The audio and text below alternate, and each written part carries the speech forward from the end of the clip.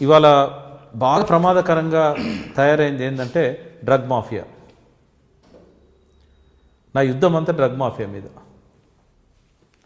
ఒక విష సర్కిల్లోకి నెట్టేస్తున్నారు, సిలబస్లను డామినేట్ చేస్తున్నారు, మెడికల్ ఎడ్యుకేషన్ను డామినేట్ చేస్తున్నారు, నియంత్రిస్తున్నారు. ఒక ఎగ్జాంపుల్ చెప్తాను. ఇది మొత్తం ప్రపంచవ్యాప్తంగా, నాట్ ఓన్లీ తెలంగాణ.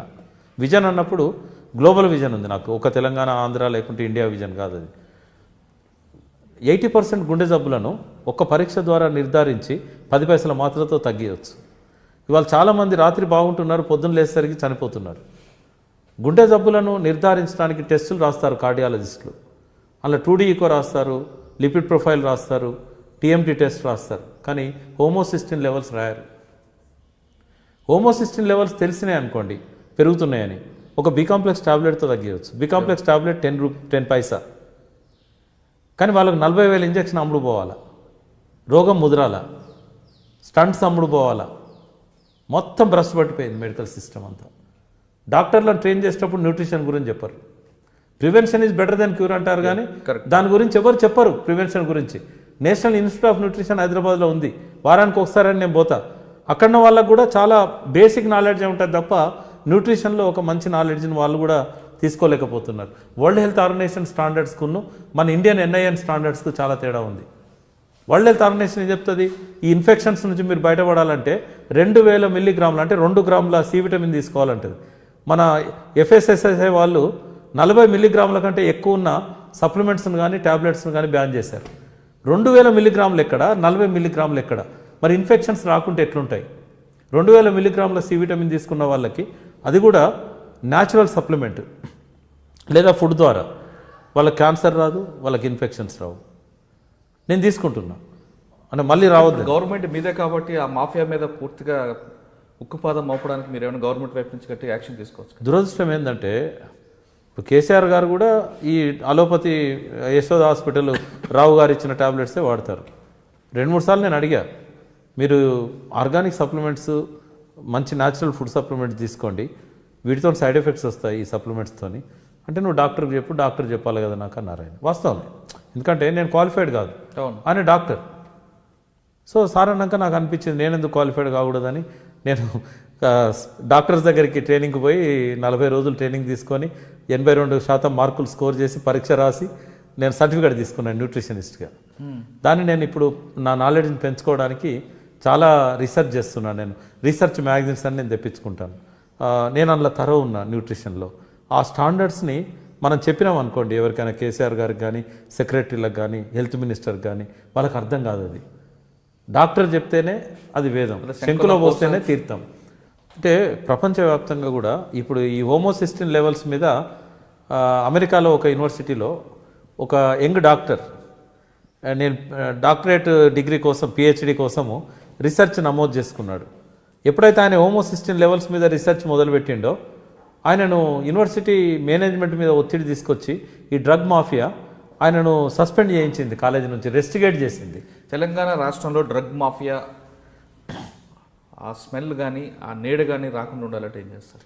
సాధ్యం కాదు, ఎందుకంటే ఫార్మా సెజ్ పెడుతున్నారు కేసీఆర్ గారు. రెండవది ఏంటంటే ప్రపంచానికి ఫార్మా రాజధాని హైదరాబాద్గా డిక్లేర్ చేశారు. అంటే కొంతకాలం దాకా తప్పదు, ఎందుకంటే ఇక్కడ వ్యాపారం అవసరము. ఎక్కడనో ఒకడైతే తయారు చేస్తారు కదా మందులు, ఇక్కడ మనం వద్దంటే వేరే కాడ తయారు చేస్తారు. ఇది పోరాటం అంటే ఇది ప్రభుత్వాలకు సంబంధించింది కాదు ఇది. ఎందుకంటే మన ప్రభుత్వం గురించి నేను చెప్పను, కానీ ప్రపంచంలో అన్ని ప్రభుత్వాలు కూడా, ఈవెన్ అమెరికా ప్రభుత్వం కూడా డ్రగ్ మాఫియా ఇచ్చే డబ్బుల మీదనే ఎలక్షన్స్ విషయంలో ఆధారపడతాయి. అది భారతదేశంలో ఏ పార్టీ అధికారంలో ఉన్నా, ట్రంప్ అయినా, హిల్లరీ క్లింటన్ అయినా, రేపు ఒబామా మిస్సెస్ వచ్చినా కూడా ఎవరైనా డ్రగ్ మాఫియా ఇచ్చే డబ్బుల మీదనే ఆధారపడతారు. అమెరికా సెనేట్నే వాళ్ళు శాసించే స్థితిలోకి వెళ్ళిపోయారు. అయితే దీన్ని వాళ్ళతో పోరాటం చేయడం ద్వారా మనం పరిష్కారం చేసుకోలేము, ఎందుకంటే వాళ్ళ శక్తి ముందు మనం చాలా చిన్నది. ప్రజల్లో చైతన్యం తీసుకొస్తారు. ఎగ్జాక్ట్లీ. ఫస్ట్ ఏం చేయాలంటే ఆర్గానిక్ కూరగాయలు తినాలి అనే వైపుగా, ఈ కెమికల్స్ మంచిది కాదు, పెస్టిసైడ్ మంచిది కాదు అనే వైపు నుంచి స్టార్ట్ చేసి ఈ డ్రగ్స్లలో ఉండే సైడ్ ఎఫెక్ట్స్ మీద ఒక చైతన్యాన్ని తీసుకురావాలి. ఇది ఎన్జిఓలు, మీడియా, మాలాంటి వాళ్ళు చేయాల్సింది. ఇది కేవలం కేసీఆర్ గారు ఇంకొకరు ఫార్మాను ఆపేస్తే ఆగేది కాదు. ఇది ఇక్కడ ఫార్మా వద్దంటే డ్రగ్స్ అయితే రాకుంటుండవు, డాక్టర్స్ రాయకుండా ఉండడు. మీరు ఒక డాక్టర్ దగ్గర పోయినప్పుడు మీకు పరిచయం ఉన్న డాక్టరు మీ దగ్గర కన్సల్టేషన్ ఫీజు తీసుకోడు. మీరు సంతోషపడతారు, అందరికి చెప్తారు ఈ డాక్టర్ నాకు స్నేహితుడు, మీ మిస్సెస్ కూడా ఆనందపడుతుంది పోతే. డాక్టర్ తీసుకోడు, కూల్ డ్రింక్ ఇస్తాడు మీకు. బట్ డాక్టర్కి ఎన్ని రకాల ఇన్కమ్ ఉంటుందో నేను మీకు చెప్తాను. ఆయన రాసే ప్రిస్క్రిప్షన్ మీద ముందు డయాగ్నాస్టిక్ రాస్తాడు, అవసరం లేని పరీక్షలన్నీ రాస్తాడు. అక్కడ కూడా డిస్కౌంట్ ఇస్తారని చెప్తారు. 35%. విజయ డయాగ్నోస్టిక్ వాళ్ళు కూడా మొన్నటిదాకా 35 ఇచ్చారు, ఇప్పుడు ఏదో తగ్గించారు. ఏ ల్యాబ్ కానీ డాక్టర్స్కు 25 to 35 ఇస్తుంది. వాళ్ళ పేరు మీద అకౌంట్ ఉంటుంది, మీరు ఇట్లా పే చేయగానే వాళ్ళ అకౌంట్లోకి వెళ్ళిపోతాయి. నెలకోసారి వాళ్ళ అకౌంట్లో జమ చేస్తారు. సెకండ్ ఏం తెలుసా, మందులు రాస్తాడు కదా, అక్కడ మెడికల్ షాప్ వాడు ఆ మందుల మీద ఏదైతే తీసుకుంటాడో అందులో డాక్టర్ వాటా ఉంటుంది. చాలామంది డాక్టర్స్ పేషెంట్ కూడా 10% డిస్కౌంట్ ఇస్తున్నాడు కదా. పేషెంట్కి 10% ఇస్తాడు, బట్ ఇక్కడ ఎక్స్ప్లాయిటేషన్ 400% ఉంది. 400%లో 10% ఎంత? అక్కడ డాక్టర్కు మామూలు పోతుంది. ఇంకోటి తెలుసా మీకు, ఈ ఫైజర్ కానీ పెద్ద కంపెనీస్ కానీ ఏ కంపెనీస్ అయినా చిన్నవి కానీ పెద్దవి కానీ వాళ్ళ కంపెనీకి మందులు ఒక సంవత్సరంలో ఎంత వ్యాపారం జరిగిందో ఆ డాక్టర్ ద్వారా ప్రతి ప్రెస్క్రిప్షన్ అక్కడ రిజిస్టర్ అవుతుంది కంప్యూటర్లో. మెడికల్ షాపులు అన్నిటి నుంచి గ్యాదర్ చేస్తారు, చేసి ఆ డాక్టర్ ఎంత బిజినెస్ ఇచ్చాడో దాని మీద ఇవాళ వచ్చిన వోక్స్ వ్యాగన్ కార్లు కానీ BMW కార్లు కానీ, తర్వాత ఈ మధ్యకాలంలో అసలు రేవ్ పార్టీలు డాక్టర్లకు విల్లాస్లల్లా మన సిద్దిపేట అంటే గజ్వెల్ నియోజకవర్గ డాక్టర్లు. అంటే ఇప్పుడు పోలవరం దగ్గర షిప్లో తీసుకుపోయి, ఆ తర్వాత సింగపూర్ మలేషియా తీసుకుపోయి నేకెడ్ డ్యాన్స్లు. అంటే ఎట్లా వీళ్ళను ఇచ్చేస్తున్నారంటే వీటి కోసం ఇప్పుడు నిజామాబాద్లో డాక్టర్స్ రాసినన్ని మందులు కానీ ప్రిస్క్రిప్షన్ కానీ ఈ ల్యాబొరేటరీ టెస్టులు కానీ ప్రపంచంలో ఎవరు రాయారు? ఇవన్నీ అవసరం లేదు వాస్తవంగా. వెనకడ నాడి బట్టి చెప్పేవాడు ఏం జరిగింది అనేది. దాన్ని కిల్ చేశారు ఆయుర్వేదాన్ని. యునాని, సిద్ధ, ఆయుర్వేద, హోమియో, అలోపతి ముందు ఇవన్నీ అలోపతి మంచిది కాదన్న డాక్టర్లు నన్ను తప్పట.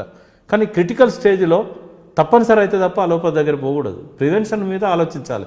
కానీ దురదృష్టం ఏంటంటే ప్రపంచంలో ఏ మెడికల్ సైన్స్లో కానీ సిలబస్లో ఒకటే ఒక బుక్ ఉంటుంది ప్రివెంటివ్ మెడిసిన్ మీద, సోషల్ అండ్ ప్రివెంటివ్ మెడిసిన్. అది ఆ బుక్ చదివినోడు 5 ఏళ్ళు ఎన్నడూ కూడా న్యూట్రిషన్ గురించి నేర్చుకోలేడు. అది ప్రాక్టీస్ కూడా చేయలేరు వాళ్ళు. మీరు ఏ డాక్టర్ దగ్గర పోయి రోగం ఎందుకు వచ్చిందంటే చెప్పరు, ముందైతే ట్రీట్మెంట్ తీసుకోవా బాబు అంటారు. మళ్ళీ రావద్దంటే ఏం చేయాలంటే కూడా చెప్పరు.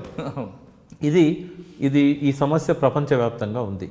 మనం డ్రగ్ మాఫియాను ఎదుర్కోలేం. కానీ ఇది ప్యారలల్ సంస్కృతిని పెంచుకుంటూ పోవడం వల్ల న్యాచురోపతి, న్యాచురల్ రెమెడీస్ పట్ల, ఈ న్యూట్రిషన్ పట్ల అవగాహన పెంచుకుంటూ పోవడం వల్ల అది తగ్గుతూ ఉంటుంది.